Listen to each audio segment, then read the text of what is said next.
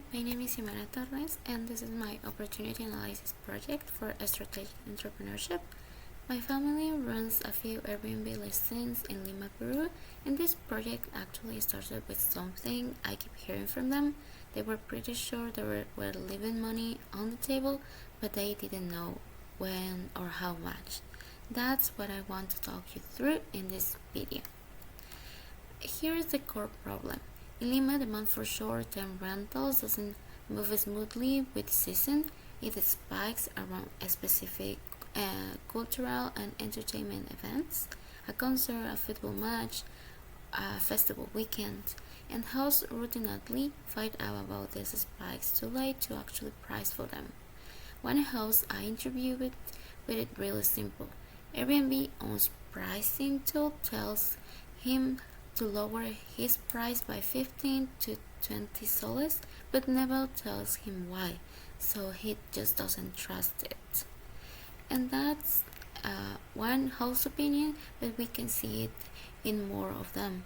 Airbnb Smart Pricing only looks at Airbnb's own internal data.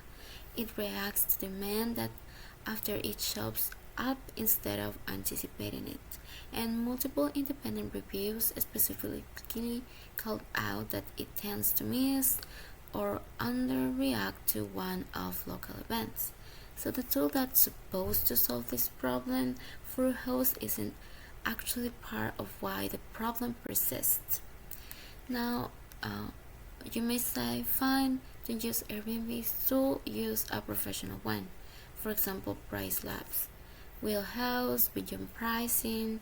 These are generally more sophisticated and they do factor in events, but they are built for big ticket international catalog events and Formula One race, a major concert tour stop.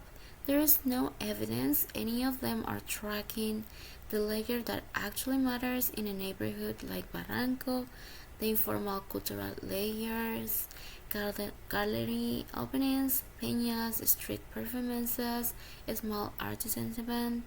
Nobody's tracking that. So, who are we talking about? Peru received just over 4 million international visitors last year, and Lima's short-term rental market is growing fast alongside that. Somewhere between 14 and 28,000 active listings, depending on which data source you use. Under 1% of them are even formally licensed. That matters because it tells you it is a market of individual self-managing hosts, not professional property managers with revenue teams. That's exactly the population without access to sophisticated pricing tools. For this project, I interviewed two independent hosts, my brother and my father, who together manage 5 of family listings, one near the Costa Verde concert corridor and the other one in Barranco. I want to be upfront about the limitation here. This is a small family connected example. It's real first-hand evidence, but it is not representative of every host in Lima, and I'm not pretending it to be. I'll come back to that. And here is the first thing that came out of those interviews, and it actually reframed the whole idea for me. I originally assumed the problem was that the host didn't realize cultural activity affected demand, and that was wrong. They already knew it. What they don't know is a way to know an event is coming with no lead time and no way to estimate how much to actually raise the price.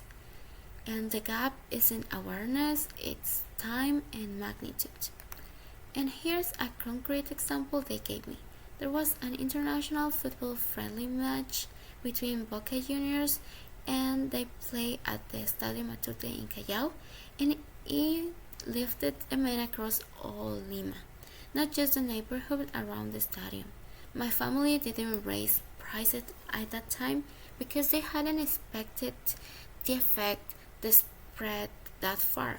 And more generally, they told me they usually only realize they've entered a slow period once the bookings stop coming in, which is obviously too late to do anything about it.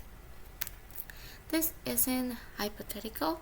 Right now, as I'm recording this, Bad Bunny is playing two sold-out shows at Estadio Nacional in Lima, and that's a live example of exactly that kind of event this venture is built around.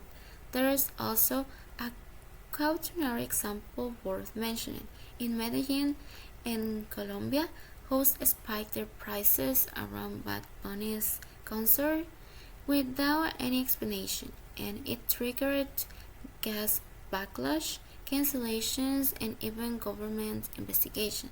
That's actually really useful for me because it is exactly why I designed this around showing how's the reasoning behind a price change and not just handing them a number. So why hasn't nobody or somebody already fixed this? Part of the answer is that there's a real data gap behind it. The only serious attempt to systematically measure Peru's cultural sector was our original project that ran from 2014 to 2017, and it hasn't been repeated since at that scale. So even a well-funded government agency doesn't have a current detailed picture of Peru's cultural activity. That lines up exactly with what my host told me. There is no reliable way for them to find what is coming. So there is what I'm proposing. I'm a continuously updated registry of Lima cultural and event activity, both the big formal stuff and the informal stuff nobody else is tracking, translated into a specific explained guidance for hosts. Something like this event is happening in 12 days, 3 kilometers from your listing. Comparable listers nearby have historically seen higher demand around similar events.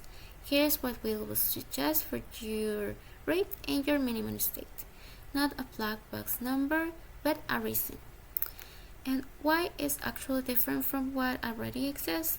Against smart pricing, it shows reasoning and it's not trying to maximize occupancy for the platform. It's aligned with the host, and against Price Lab and Wheelhouse, it targets exactly the informal layer that they don't cover, and against the free WhatsApp and Facebook house groups that people already use, which are a real substitute I have to take seriously for this project. This is curated and timed in advance, not word-of-mouth after the fact.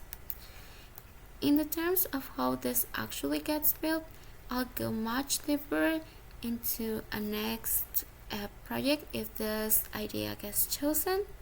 But the idea is that one neighborhood will be first, most likely Barranca, since that's where the primary research already points to a real cultural density effect. Before I change a single external host, I'll test it on my own family listings because that's the cheapest, most honest way to see whether this actually changed booking behavior. Only after that, it will become a paid subscription. And as the conclusion, I want to be direct about what I have not proven yet, because I think that's actually the most important slide in this presentation. The biggest open question is whether hosts will pay for this at all, when a free, imperfect substitute already exists in a form of manual benchmarking.